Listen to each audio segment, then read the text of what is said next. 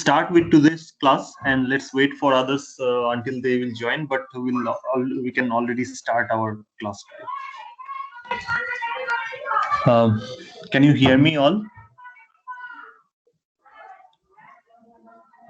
Can you hear me, all of you? Yes, sir. Okay, great. Um, until yesterday, we had seen different instructions of 8051, and today we will start with programming part. So the first program that we were discussing yesterday, or just starting yesterday, is this following one. Toggle the LEDs on and off for uh, making a blinking LED kind of application by using port 1 of 8051 microcontroller. So we need to know something more about this port 1 before writing this code. Okay, so first of all, we need to see what is there inside port 1. So we skipped certain slides last time, and if you remember, the pin configuration, so port 1 is not multiplexed with anything else. So that means these are simple, plain input-output port lines. So these are digital input-output port lines. Now, I'll show you what is there inside every pin of port 1. Okay, just a moment. Inside port 1, so we can see that there are 8 lines. So port 1 has 8 lines, and it is going through port 1 driver. So every pin on port 1 is having certain connections through the drivers, and these drivers are bidirectional data buffers. You can think of these are bidirectional drivers. So that means if you drive something from inside the microcontroller and you are giving output, so obviously it will have in to out direction and vice versa. So as the arrows are showing. Now we need to know what is exactly there inside these drivers. So before going to the code, so in our previous is one of the PPTs that we haven't discussed earlier is this one, where the port pins are discussed, or the driver circuitry inside every port pin has been discussed. Now this has been classified into 4 ports because there are different ports: port 0, 1, 2, and 3. So in the present question, so we are looking at port 1. So we should specifically look at the circuit diagram as shown over here. Okay, so this is the schematic of a single pin in the port driver, and this port driver pin is having this much circuitry for every pin. So there are 8 instantiation of this particular circuit in the only the port driver part of our port 1. Now, what is this? So port 1 is having a latch. So that is obviously a part of this driver circuitry. And then the port latch is also connected, the output, the inverted output Q bar is connected through a MOSFET, which is a common source configuration. And this works in cutoff and saturation region. It doesn't work on triode region. Because you want to either completely make it on or completely make it off. So that's why we have to use this common source configuration over here. And then there is a pull up resistor.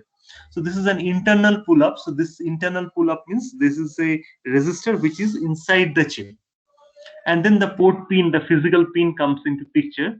And then you can see there are a couple of other drivers. So what is a driver? What is a driver or digital buffer? So we call this thing, so it looks like a NOT gate, but without that bubble. Okay, so that means the input logic is same as the output logic. It's like a unity gain amplifier. You can think of an analog equivalent, not exactly same, but analog equivalent is a unity gain amplifier, because whatever input voltage you are giving, output is coming. Instead, here in digital buffers, we give some input logic level like 0 and 1, and the same logic level gets is appearing at its output. So that is digital buffer. And the buffer can be enabled. So this is a tri-state buffer, means you can tri-state the output. Tri-state means it is floating condition. So no input or no output state, whether 0 or 1. Basically, you can cancel the output from 0 and 1 and make it floating. And so that floating operation can be controlled from this read latch operation. So that means this is the tri-state buffer. So if you apply 0 or 1, so 0, 1 will come to the output if you have this control enabled. That means this control is 1. Now, why do we need buffer? So that is one question. We need buffer because the buffer converts it's like an impedance convert. So that means it prevents loading. The output impedance of a buffer is typically lower impedance as compared to the input impedance. So input impedance is much higher, such that there is no current enters. It just senses the voltage. Okay, so that is briefly about buffers, and there are two buffers over here. One of the buffers is sensing the output of the D flip-flop or the latch, which is over here, and the other buffer is sensing the pin information. So exactly the physical pin information. So the lower buffer is used to in the read mode only. That means if you are reading some digital value from outside world, then only this buffer will be enabled. So that means the tri-stating will be removed, and this you have to apply logic 1 to this control line. And whereas this particular buffer is just to check what is the instantaneous value of the D flip-flop. So that means whether you need to update the D flip-flop or not. So for that, they are using this particular buffer. Now through the internal bus, it is connected to the internal data bus, and the internal data bus essentially is connected to all other remaining blocks inside the microcontroller. Now, whenever you give some output, so we are asked to blink an LED or multiple LEDs. So while we are asked, that means we need this port pin to function as an output line. Okay, so while it is output line, so we must be updating this latch through our program. So our program should update the latch, and there are 8 such circuitry for port 1 connections. So now, if we want to update something, update a digital value over here. Let's say I want to put logic 1 in this particular pin, then I should use the D flip-flop. So I'll keep logic 1 at D terminal and apply a clock signal. So and then that logic 1 gets applied over here. But Q bar is connected to the output through this transistor, right? So logic 0 will come over here, and this is a common source configuration, which also works like an NMOS inverter circuit, because a common source amplifier with a pull-up resistor acts like an NMOS inverter.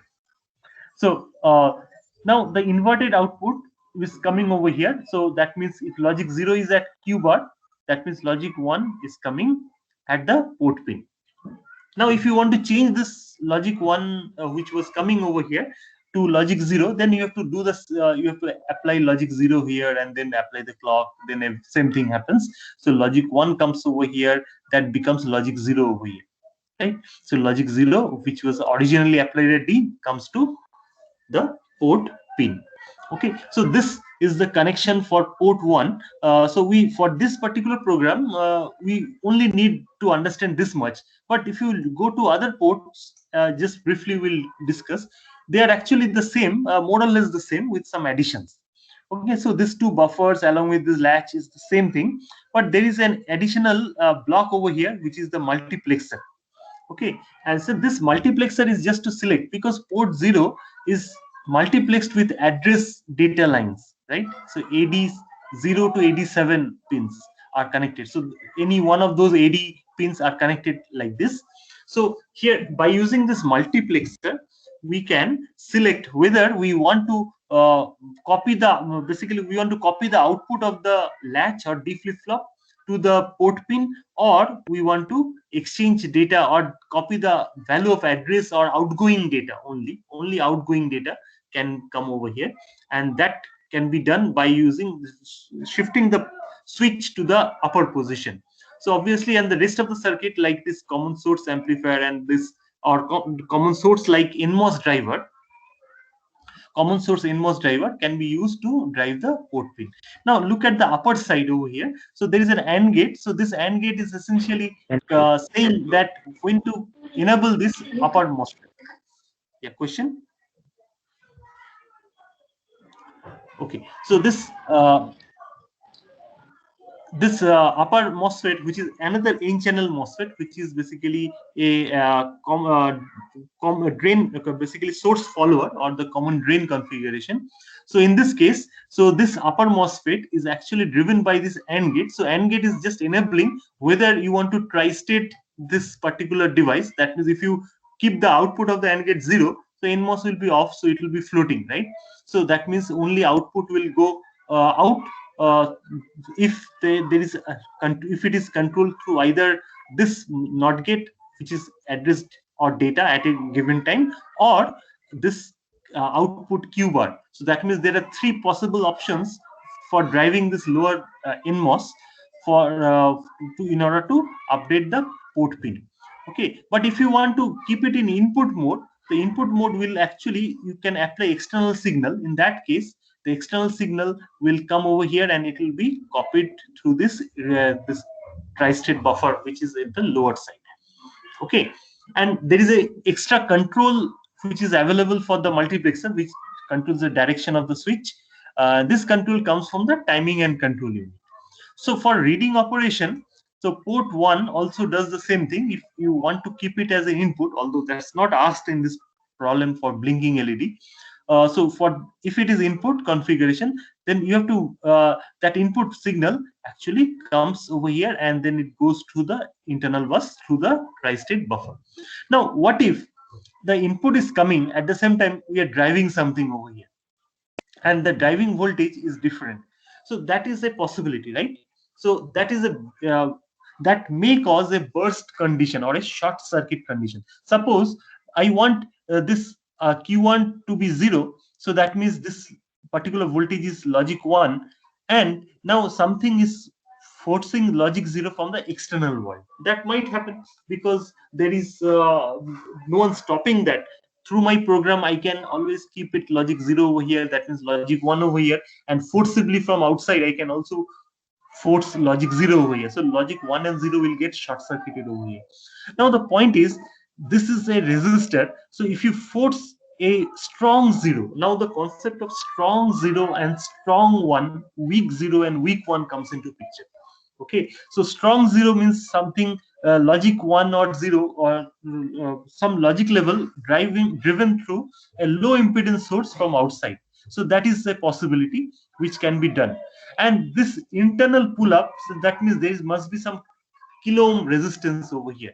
Okay, so the kilo ohm resistance, even if it is logic 1, that means the resistor is actually copying the VCC voltage over here. Now if you force this voltage to be logic 0 externally, then the voltage drop across this resistor will be whatever voltage equivalent to VCC, because this is logic 0 if it is strong 0 from outside. Okay, and but this MOSFET should be off while these things are happening. So if this MOSFET is on, let's say Q bar is 1, that means the MOSFET is on, so this is 0, and then if you apply logic 1, just opposite to what I just discussed earlier. So if you give logic 1 here and this MOSFET is pulling down to 0, then it will cause a short circuit. So instantaneously this MOSFET will blow out and your port pin will go bad. So that means you will be damaging the microcontroller. So you have to make sure that while you are driving something as output, and especially while you are driving logic 0, there should not be any other voltage coming from the external world. So you have to make sure that there is no short circuit condition over here. Okay, so having said that, regarding this port pin functionality, we will drive to go to the program. Okay, so here I said that I wanted to blink all the port pins. So there are 8 such circuits with the port 1 pin, and I want to blink all of them on and off at the same time. You can have different patterns also, but in this program, just all of them are together on or together off. So here I'm using an assembly code, and the assembly code starts with certain assembler directives, basically certain syntax. Like in C code, we put a hash include. So similarly, in assembly, we write org, that means originate at 00h or 0000h. So you can write 4 zeros also. That is also there is no restriction, or you can just write simple single zero. Okay, so all these are equivalent because it will automatically take as 0000. So that means your code will start from this location. And now this is another assembler directive similar to labeling in C, or it is a label used in with assemblers. So where I'm just writing is start. Okay, so start colon, and then I'm initializing with an instruction all the pins of port 1. So move port 1 equal to 0x ff. Okay, or you can ignore this hash if you use 0x ff or 0x any other value.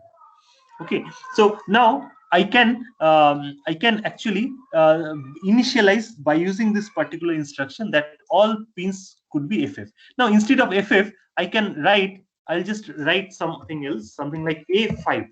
Okay, so a5 means 10100101. Okay, so something like I can just ignore the value, absolute value over here, but accordingly whatever 8-bit value I'm choosing, so that will be initialized at port 1. So this instruction will take 2 bytes in the program memory space. One is the opcode for move p1, and other one is the value, which is the immediate value. So this is an immediate addressing mode because the immediate value is given, it's not address. Okay, so initialize port 1 as certain 8-bit value. Now I can apply a delay call over here. Now I can here this program is quite small enough, and I can use either L call or S call or A call over here. So all three options are actually possible. So typically A call is preferred, I'll say.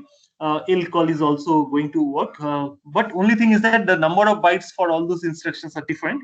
L call will take 3 bytes, whereas A call will take just 2 bytes. Now what is this delay? This is another level, right? Now the assembler will find the memory location wherever the delay is actually starting. So A call delay, so for our convenience we are giving this, but in the background the assembler will take the memory address, some certain basically 16-bit address, something other than 0000, something within, but below FFFF. So within 16-bit address, anything this may come, and that anything or whatever anything value that comes, so that is automatically determined by the assembler. So and it will substitute 16-bit number. So this 16-bit number, so delay is a level. It's a label representing a 16-bit program memory address. Okay, so if you have a rollback long statements, so it is better if you can just apply another comment. So this semicolon represents a comment. Okay, so delay is a label representing a 16-bit program memory address. So what will happen in delay? So we'll see that later. So, but before that, let's look at the top level flow of the code. Now we are updating. We wanted to move the value of P1. So the P1 was having A5. Now I wanted to move it to accumulated. That means move destination, comma, source. So my source is P1 because the value is originally stored in P1. But A might be having some other value previously, but it will get overwritten with P1 value. That means A5 is now coming into A5 hexadecimal is now coming into the accumulated register after this instruction. Now this is CPLA, so complement accumulator instruction is given. That means every bit which is 1 will become 0, and every bit which is 0 will become 1.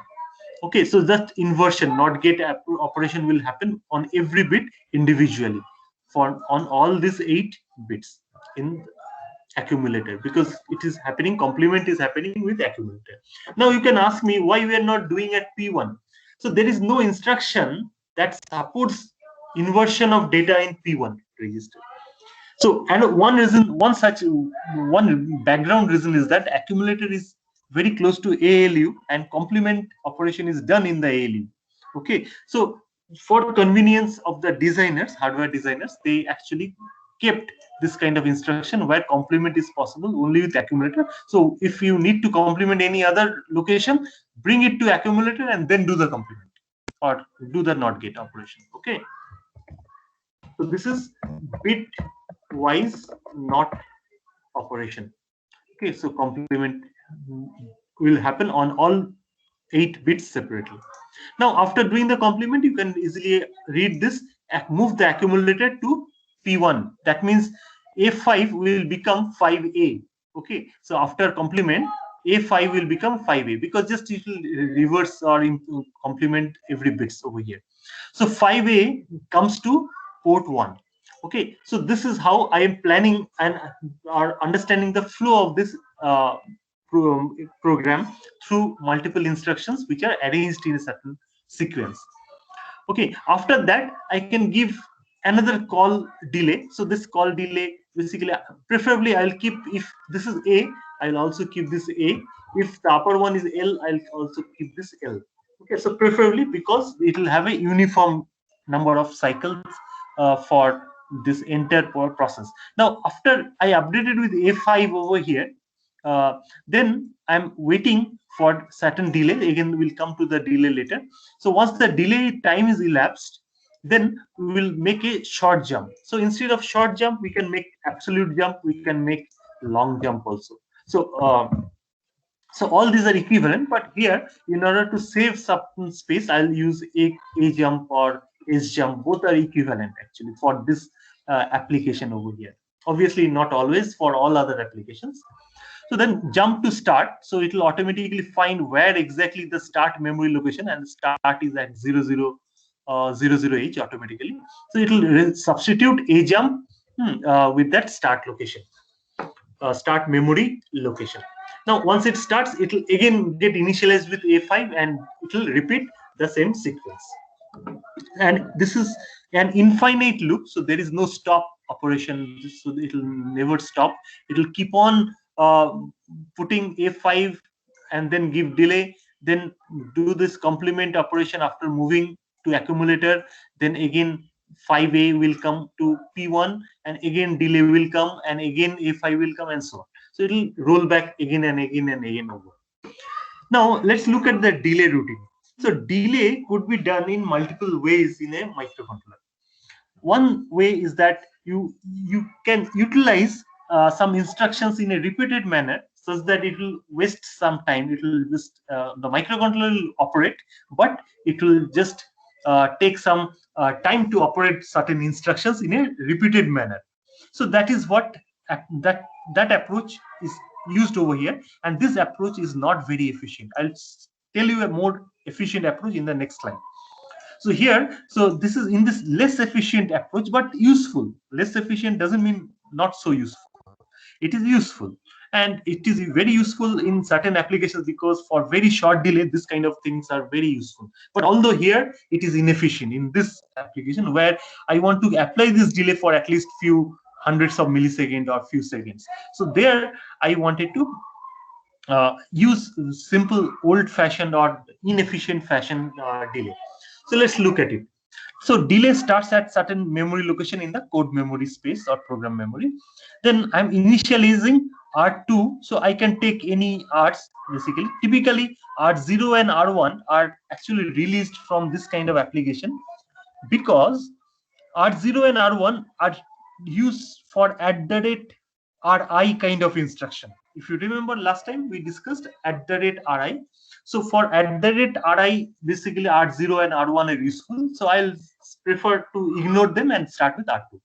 So that's why I have taken R2. I can take anything up to R7 over here. Okay, so I'm initializing with certain value. So let's say #10. So this is an immediate addressing mode again, wherever you find hash.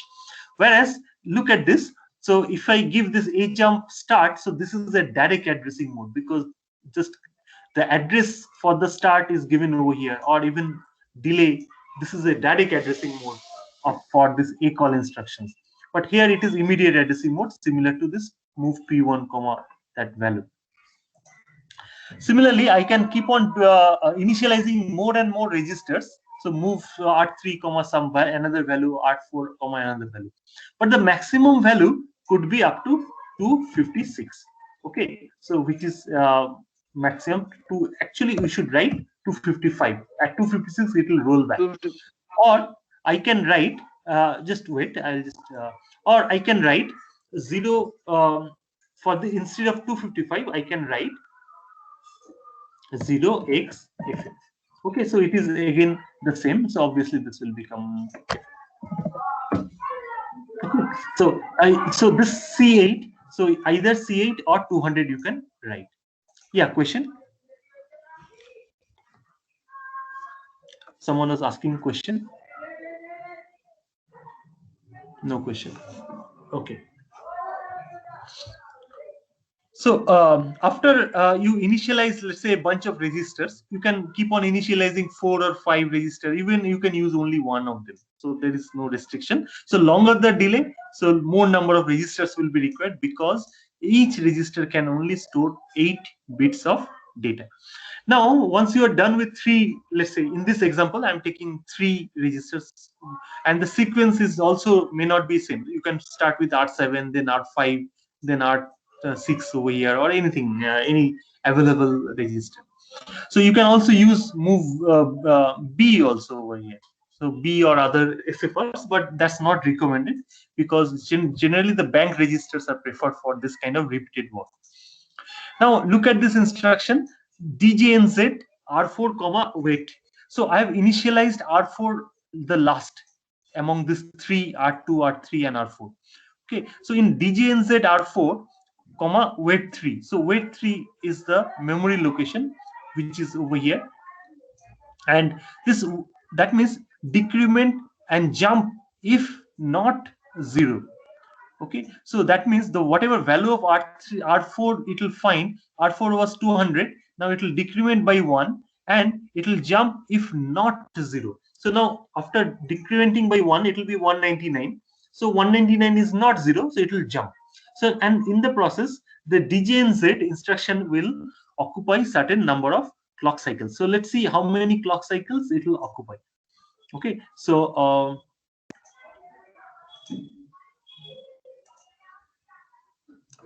so you have to look at this manual.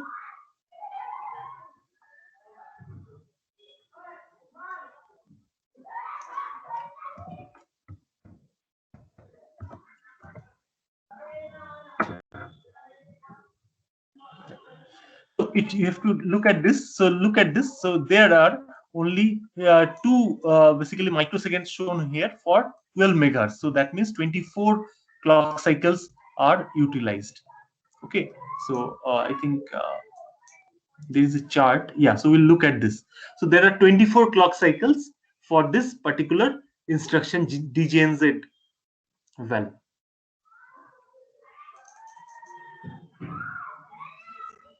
So djnz instruction is going to waste 24 clock cycles of the microcontroller. So if the frequency is much faster, that 24 clock cycles will be elapsed quicker, and vice versa if you choose another frequency, if you're slower frequency or higher frequency. So based on your clock frequency, you are actually wasting 24 clock cycles over here. Now, once you come after certain repetitions, let's say 200 times repetition, this R4 value will become 0, because it will keep on decrementing every time by 1. So after 200 iterations, it will become 0. So once it becomes 0, so that means it cannot jump anymore. So it will come to the next instruction. So in the next instruction, it will do decrement and jump if not 0, R3, and go to wait 2 level. Okay, so now R3 was FF. Now I've reduced it by 1, that is FE or 254. And in that case, after doing that, it is definitely 254 is non-zero value. So jump if non-zero or not 0. So it will go to wait 2. So in wait 2, it will again initialize R4. So R4 became 0 at this point earlier. Now R4 is again initialized at 200, and again the DJNZ will wait over here 200 into 24 clock cycles at this particular state. Now considering this and this, considering this 4 lines, so 200 into 24 into 250, 256 times it will basically rotate. Why 256? Because it will actually take some time to do this jumping also, basically, right? It will jump if not. So while updating the program counter, it will actually jump over here. Now after some time, after so many iterations, this R3 will also become 0. Now R3 becomes 0 instead of FF. So it comes to the next instruction. Then R2 go to wait 1. Okay, decrement, jump not 0, R2. Now wait 1 will be there. So while wait 1 is coming, so then again R3 is initialized at FF, and then R4 is again initialized at 200, and then it will wait over here in this DGNZ. Then it will wait until this 3 instructions, and then it will wait until this 4 instructions or 5 instructions together. Okay, so after doing this, after certain number, after so many loops actually, then it will find that both R3, R2, and R4 are all zeros, 0 values in all 3 registers. Okay, so if all those are zeros, obviously after R2 becomes zeros, obviously at simultaneously R3 and R4 will also become 0 at that time. So it will come to the next instruction, which is return. Now RET instruction will take it to the next instruction from wherever the calling happened. So if you have came to this delay from this routine, RET will take you to this location, okay, to this memory location, the next one after that call. Or if you have been called from this delay, a call delay, then RET will take you to this location. So there are 2 possibilities where RET can take you in this particular program. Now RET will do what? And so it will do exactly the opposite of call instructions, right? So call, what does call does? It actually saves the value of program counter. It increments the program counter first, and then it saves 2 bytes from program counter onto the stack memory. And by using return, it will invoke 2 times of pop instructions, and then updates the program counter to the next location from where it actually came. Okay, from whichever delay. So you may have more than 2 delays also in your program. So based on that, which delay or which call is actually invoking this subroutine or enabling this subroutine, so there the return instruction will make sure that it will return back to the right place. Okay, so any question?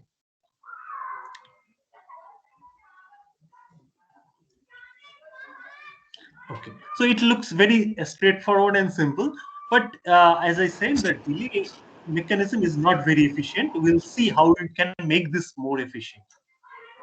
Any question?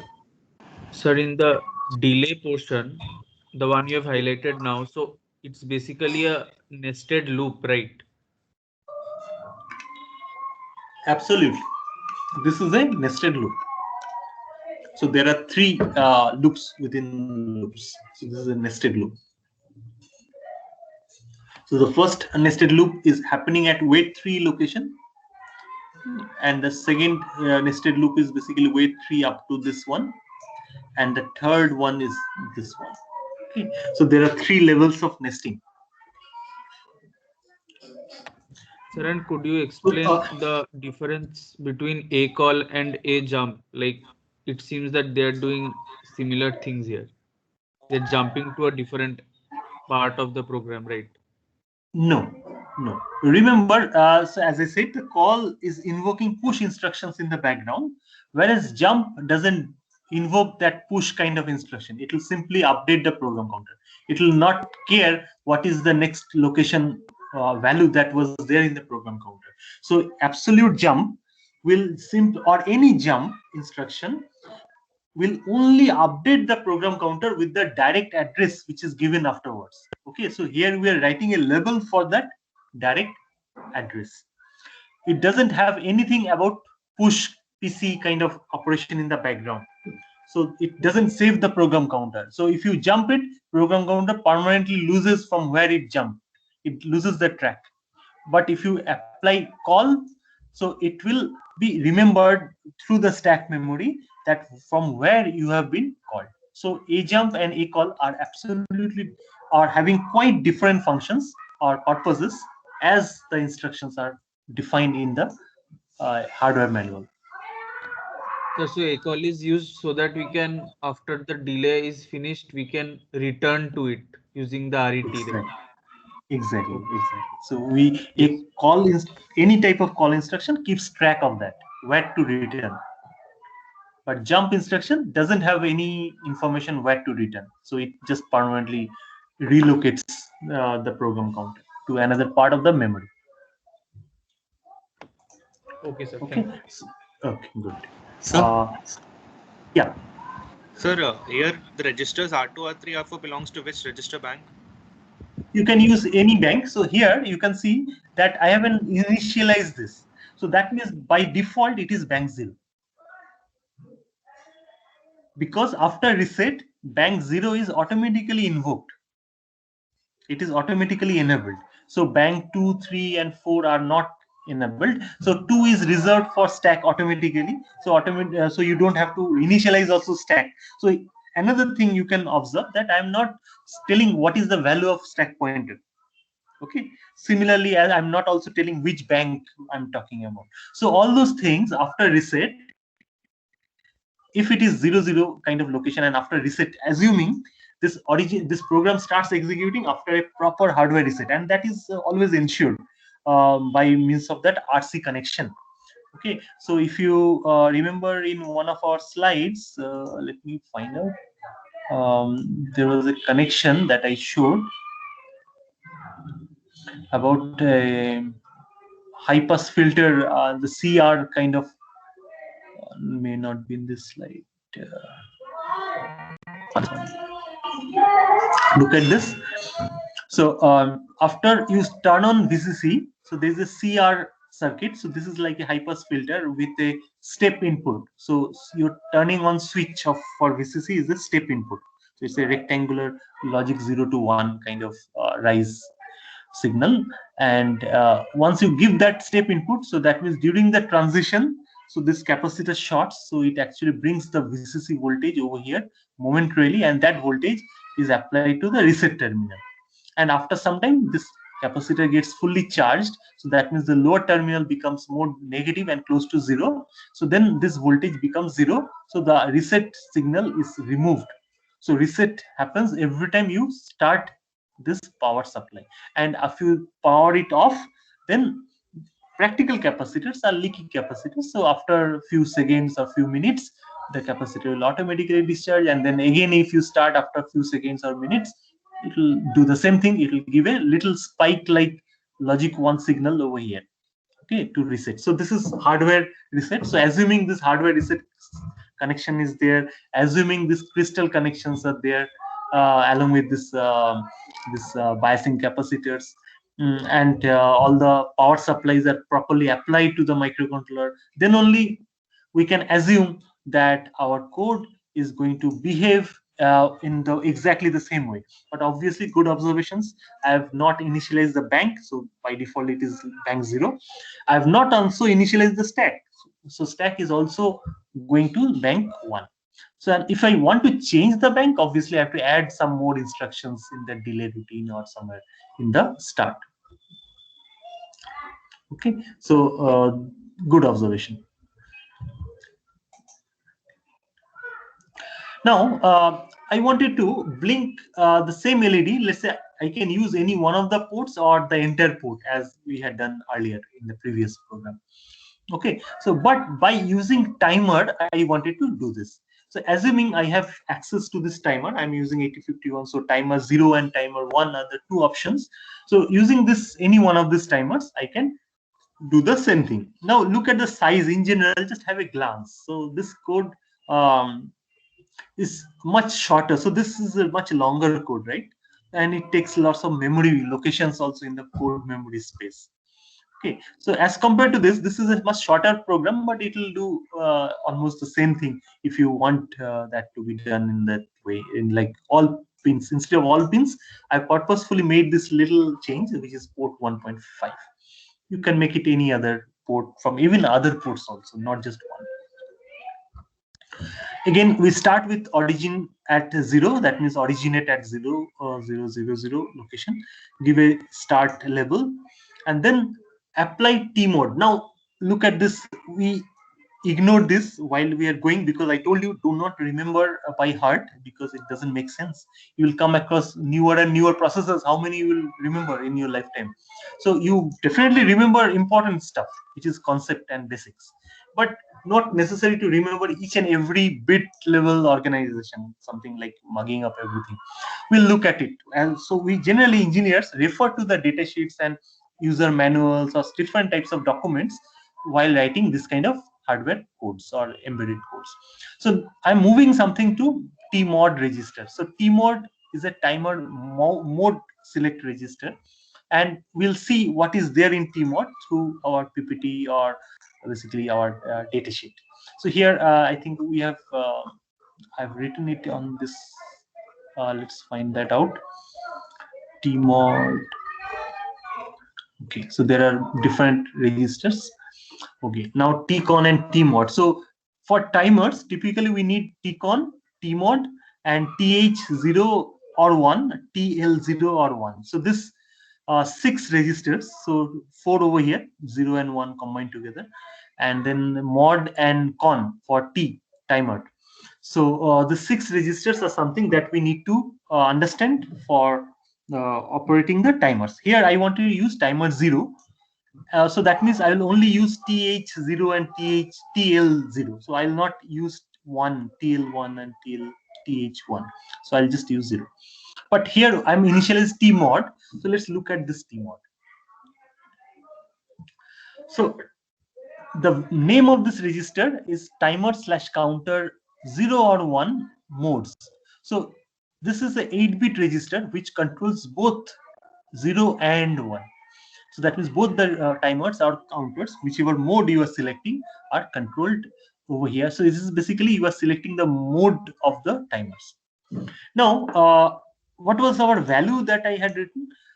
#01. So this is an immediate addressing mode and it takes 2 bytes. So immediately by looking at any instruction, you should always think in the background how many bytes, how many number of or which addressing mode, because based on the addressing mode, lots of you can attune the instructions. So this is immediate 2 byte. So I'm initializing at 0, 1. So let's see what do you mean by 0, 1? 0, 1 means, so I'm keeping D7 until this one D1 bit as 0 and just setting this particular D0 bit over here in Tmod. That means M00 bit has been set as 1. So that is Tmod, move Tmod, comma #01. So let's look at straight away come to this point. Okay, so this is 1 and this is 0. Okay, so we are saying every bit, whether it is 0 or 1, has some meaning. Okay, you have to remember 0 doesn't mean that it is disabled always. 0 might be having some value or some meaning to it. So assuming, so this last 2 bits, because look at this organization, this mode select bits for timer 0 has been merged for D1 and D0. So I really cannot say that this D1 bit is 0, which was this one, M10 bit is 0. So it has some meaning along with this D0 bit, which is M00. Now there is a little table which is given over here. So I have selected 0, 1. So 0, 1 means, look at this table. So this 2 bits are in 0, 1 means mode 1, which is a 16-bit timer / counter. Okay, so that means I'm setting timer 0 in 16-bit timer counter just by writing 0, 1 into this Tmod register. So we'll look at other bits as we go along, but in general you can see for timer 1 there are 2 other bits given, which are D5 and D4. They are also merged together. Okay, and there are some extra signals like gating signal, and whether you are selecting a timer mode or counter mode for one channel, or you're selecting counter mode or timer mode for 0 channel. Okay, so there are different bits. So far in the program I used only the last ones, and I kept all the other zeros. So let's see what do other zeros mean over here. So let's look from this side and we'll go up. So C/T 0 hash is 0. That means, look at this, clear for timer operation, that means 0 for timer operation, and set for counter operation. So if I want internal timing operation, I'll make it 0. Okay, so if I make it 0, then timer 0 counts the undivided down system clock. Okay, that means whatever values, wherever it might be stored, the timer mode will be enabled if you keep this D2 bit equal to 0, and it will act like a divided down system clock. What does that mean?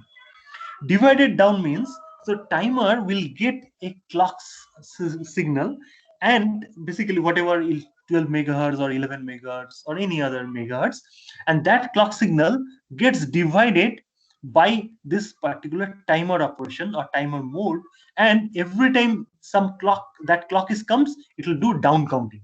So that means within the timer section there is a down counter, and that down counter is a 16-bit down counter. Okay, because we have invoked mode 1, which is a 16-bit mode. Although microcontroller is 8-bit, but there is a 16-bit down counting will start happening. And now the question is, where is that 16-bit? This it's definitely not this Tmod, right? So it must be somewhere else. So that is TH and TL register. So the 16-bit will come from this TH TL combined together, concatenated together. Then D3 is gate for timer or counter 0. So that means clear to enable timer 0 whenever the TR0 bit is set. So we'll see TR0, what is that meaning? That is there somewhere else in the TCON register actually. But see that it should be kept at 0 if you want to enable timer 0. And it should be kept at 1, which is set to enable timer 0 or 0, timer/counter 0, only when external interrupt int 0 bar, which is actually external interrupt. See, here is a hash means actually bar, so this is the convention used by Atmel or Microchip. But so here, so this int 0 hash means int 0 bar, which is one of the pins in the microcontroller from in port 3. Okay, so if you are using an external pin for interrupt, in that case you have to keep this one, and if this pin is, while this int 0 bar is 1, then only basically, and also you have to use this TR0 bit while it is set, then only you are allowed to turn on this gating signal. So it's like a on off switch signal. It's like software on off switch for using an external interrupt. So in simple words, gate is a gate. So suppose you have a door, so you open the door while you want someone else to come inside your house. Same thing, if you open the door means you set it to 1, and then you want that external interrupt to come to your microcontroller. Okay, and where is that int 0 bar? It is there in port 3. Look at this int 0 bar, which is multiplexed with port 3.2. Similarly, there is another one for port 3.3, external hardware interrupts. Okay, so I want to keep that gate 0. That means no hardware interrupt will be entertained. Okay, and same thing, if you understand this D0 to D3, these are D4 to D7 are same exactly, except everything is for timer 1. Okay, so they are actually replica of timer 0, but the channel numbers are different. So here int1 will be used for gating, then counter/timer 1 will be utilized over here, and modes for timer 1 will be used over here. Okay, so let's jump to the code now. So we have initialized timer 1 in mode 1, and mode 1 means 16-bit timer 0. Okay, so this is a 16-bit down counting timer 0. So I always prefer to write nice and detailed comments. So look at this, my instruction is only this much, but comment is longer, right? And that is because I will understand, or you can communicate that to the examiner or anyone else, your friend, to understand what you have exactly done behind this statement of instruction. Now, I've initialized move TL0 and move TL0. That means I've initialized the timer count values. Okay, so the count values are stored in TH and TL registers. So this is, we are operating only timer 0, so I'll use only TH0 and TL0. I'll not write it to 1.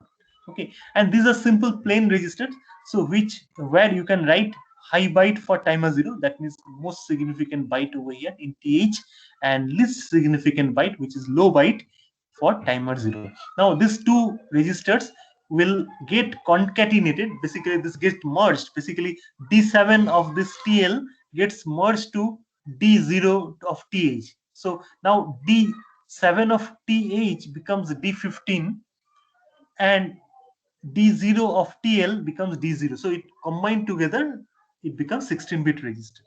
And we are using counter, right? Yeah, sorry, we are using a timer in 16-bit mode. So here using timer mode. Okay. Now, the next instruction is CPL 1.5 or complement.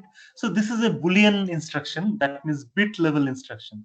Now I'm not working on entire port 1. So if I want to enter port 1, I have to copy that, as I did last time in the previous program, copy the value of P1 to accumulator, then do the complement operation.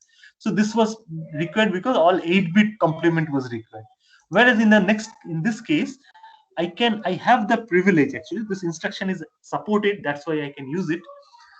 Complement a bit. So this is a bit level operation. Okay, so this is a toggle operation or bit level not operation, and I want it only for one of the bits. I don't want other bits in P1 to get affected by this instruction. Now after I did this complement operation, so it might be any bit might be initially present. I have not initialized this bit. Look at this, I have not done set bit or clear bit instructions. Okay, so that means CPL is straightway applied because I am assuming initial value either 0 or 1, which is 1.5 is good enough, and I just keep on complementing, that means inverting them. After that, I am calling a delay. Now in this case, the delay is not the loop kind of delay that we had seen earlier, rather it is delay by using a timer, but here I am using a loop label, but actually the looping is happening within the timer. It's not happening by software like DJNZ kind of instructions. You don't see DJNZ. So again, but just by looking at the number of bytes, so each instruction are either taking at least 2 bytes of instructions of code memory space here. So that means that this delay routine was inefficient in size also, not just in the way of implementation. In this case, the size of the delay routine is also small because the timer is taking care of all those down counting operation. Okay, now I've done another set bit TR0. Now TR0 is bit 4 in tcon special function register. We'll see what is that TR0. Okay, so this tcon register is again having 8 bits, and those 8 bits are actually shown. So TR0 was used over there. So what we have done, we have done set, basically we have kept logic 1 at this TR0. So TR0 is bit 4 or D4, which is this one, TR0. So this is a run control bit. It is similar to gate, but slightly different. Look at this. Okay, so this is run control bit, means whether the down counter is enabled or not, that is what is that's what is decided over here by setting this or resetting this. So if it is set, turn on timer or counter 0, and if it is reset, like clear, to turn off or of timer or counter 0. That means by putting it logic 1 using set bit TR0, this is actually enabling the timer. That means down counter starts counting in the reverse direction. So you have initialized the down counter with a value which is specified by this th and TL. So the overall value that comes as a result is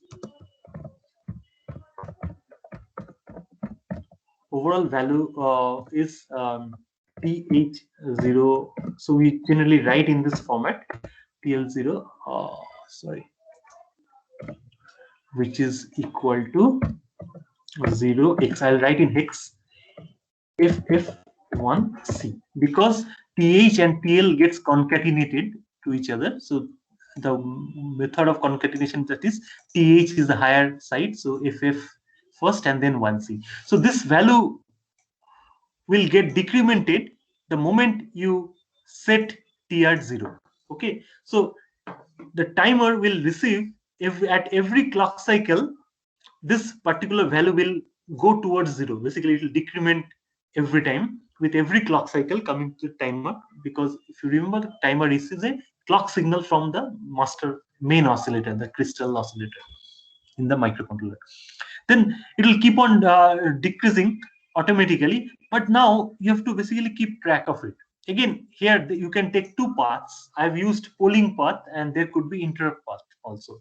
So the interrupt path is not shown over here, but I'm showing simple polling path. But here the polling path is just waiting until the timer becomes 0, or this particular value becomes comes down to 0. THTL becomes 0. So this is the polling method. That means I'm polling a flag called TF. So what is the instruction? Jump if not bit TF0, loop. Okay, so let's look at what is TF. TF is 0 is bit 5 in TCON. So that's TCON bit 5. Bit 5 in TCON is TF. That means overflow flag. The name of this bit is overflow flag. Now, what is the meaning? If it is 0 or cleared by hardware, that means you cannot do the logic 1 or 0 writing operation. So it is basically done by hardware. So the timer hardware automatically updates. This is the status bit, actually, you can think of it. So the status gets cleared by the internal hardware, that is timing and control, or the timer itself. When especially timer itself is actually directly doing, because whenever it is 0, it compares and then clears. Basically, it sets to 1, or it is either cleared or 1. So let's look at it. What are the conditions? So cleared by hardware when processor vectors to interrupt routine. Okay, so that means and set by hardware on timer counter overflow. So that means overflow. What is overflow in timer? So the timer TH and TL was decrementing every time with clock, and overflow means if the TH and TL are having 0, 0, 0, 0, and then the next clock comes, it becomes FFFF. Okay, so that means it is overflowing and rolling back. So that is the overflow condition. From 0, 0, 0, 0, if it still receives another down counting clock, it will become FFFF. So that is the overflow condition. If such overflow is happening, it will actually stop that overflow, in fact, and it actually set this particular flag. And if this TF is 0, that means it is still waiting for the interrupt or any other part of the program, or any other part of the hardware, not the program, any other part of the timer. It is actually waiting to become 1. So by default, if you start a timer, this TF becomes automatically 0 actually. Okay, so it is automatically cleared to 0 whenever the processor is serving some other purpose related to timer 0, obviously, or it is waiting for the interrupt, or if you can do it through an interrupt subroutine, you can clear. So you can set, but the setting operation will happen only when the overflow condition, that rollback condition, happens. Otherwise, this TF will remain in logic 0. Now, if this jump if not bit TF0, so that means if the TF0 equal to 0, means the timer is still counting. It is not ready. It is not overflown. Okay, that is the meaning over here. So jump if not bit. So it is just looking at TF0 and wait until it becomes 1. Okay, so it will keep on looping over here, or alternately, instead of this kind of polling mechanism, you can use an interrupt mechanism. That means whenever it overflow comes, so it will generate an interrupt. So that means you will have another nested interrupt subroutine somewhere, which will slightly complicate the code, but it is okay. So here, so it will monitor whether TF flag is actually coming to remaining 0 or becoming 1. The moment it becomes 1, this jump not bit condition is not dissatisfied. So that means bit becomes 1. Okay, so when it is set by hardware, it will come to the next instruction, which is clear TR0. That means the timer was running, TR was run control bit. Okay, so is the run control bit, which is D4 in Tcon. Okay, so first of all, you want to stop the timer by using this clear instruction, clear bit instruction. Okay, so in this case of bit, so we are using TR0, and now after that we are actually doing the TF0. That means, see, look at the definition over here. So it is cleared by hardware when processor vectors to interrupt subroutine. Okay, so it is, if you're using interrupt method, this is automatically cleared. But since it has overflown, we have already read. So how do the processor will know when to clear this? Okay, so there is one question, because I may not have read the condition of TF0. So TF0 became 1 after this particular condition. So, but whether I want this to remain at 1 or 0, that depends on me or us actually. So now I want this delay to end, and then another set of counting should start.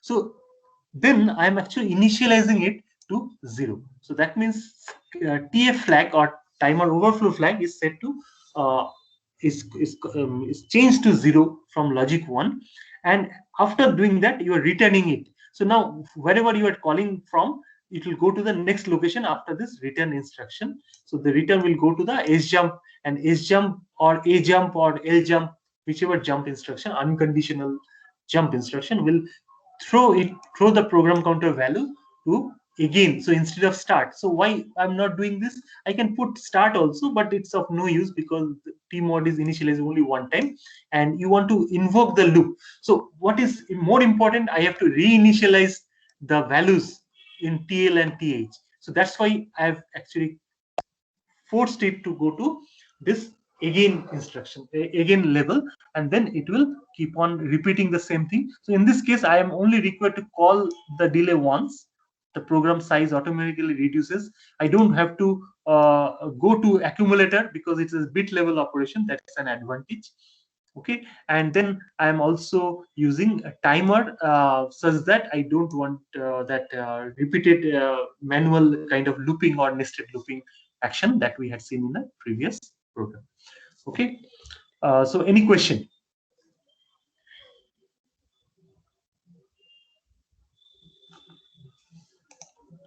So while writing code, you should always keep this kind of reference in your site, on your site, such that you can always refer back to this kind of documents correctly. So preferably, I personally prefer to keep the manual, this kind of manuals. Okay, so obviously slides sometimes helps, but manuals are more accurate, relatively accurate at least, I'll say.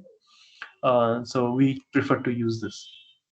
So we'll see later on with other programs how to use other SFRs, how to use this compare, jump, not equal, and other types of instructions that we have studied so far. Okay, so while studying instructions, we read in this form, but while applying instructions, we actually write in this kind of form, right? And assembler directives and all those things helps us to write the direct addressing mode instructions very easily. So immediate addressing mode, so you can also define as hash define something, some value, that is also possible. Macro definitions are possible in assemblers, like whatever you have used in C. Only thing is that assembler in assembly code, you have to make sure that every instruction goes by the rules and regulations that we discussed and limitations that we discussed with the instruction set. Okay, so assembly level instruction is, that's why it is prone to mistake, but it has very distinct advantages, that it is very efficient in terms of space in the memory and also time. So I'll take attendance.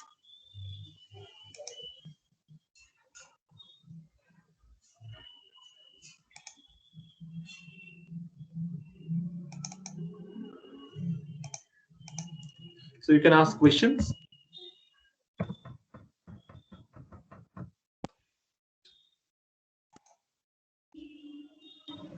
No questions. Sir, in the method, Yeah. we were going about 10 into 56 into 200 into 24 cycles, right? And Yes. and in this one, so this you are setting the 6-bit initial value is about 65,000, right? Yeah. So how long does this run? Because like in the timer one, Yeah. it runs only. So yeah, the question is how long this delay will run. How do you determine the value of this delay time exactly in microsecond or millisecond or second? Okay, so that depends on multiple factors. Yeah, this is quite valid question. So that depends on the clock frequency, because this timer receives a clock from the master clock, which is the crystal oscillator. And the crystal oscillator may run at 1 megahertz, it can run at 12 megahertz, it can run at any other frequency, but any one of those frequencies, which are allowed until the maximum limit, or like 33 megahertz or so in 8051. So based on the crystal frequency, you can exactly calculate how much time this entire delay subroutine is going to provide. Okay, so every instruction is going to take certain cycles, so that will take few microseconds every instruction, if it is one or anywhere in lower megahertz range. And then the amount of time basically this looping will happen depends on what is the value of the count, and also with every clock cycle the count value reduces by 1. Okay, so that means if I use, let's say, FFFF over here, so after 65,535 clocks, 555 clocks, this will come to 0. Okay, so that 65,000 whatever 500 something clocks will go over here. In addition, you have to calculate the number of clock cycles for all remaining instructions, including the call instruction, because the call instruction will first uh, fetch the instruction, then decode, execute. So it takes certain cycles, and then it will come to sjump, and again after this. So the total loop time depends on the total number of cycles each instructions are occupying or taking, plus the value that you are initializing, plus the crystal frequency that you have adopted in your design. So three factors that eventually decide this particular delay time period. And you'll see here in this case, in the blinking operation, we are not very concerned about the accurate time, right? We are not doing that calculation over here. So this is just doing some blinking with some time gap in between the complement operation. Later on, with the serial communication in the next class, we will see actually. Today, I think time is over. So we'll see in the serial clock how to do some calculations based on your crystal frequency and your hardware together, and how to use those calculations while determining the coefficients that we are using along with this SFRs, including timer registers. Okay, so you'll see those how to use this. So these are the simple starting up, warming up program. But as we go along, so there are more complex programs. We'll take to moderate level of complexity in this course, and then we'll go to ARM later on.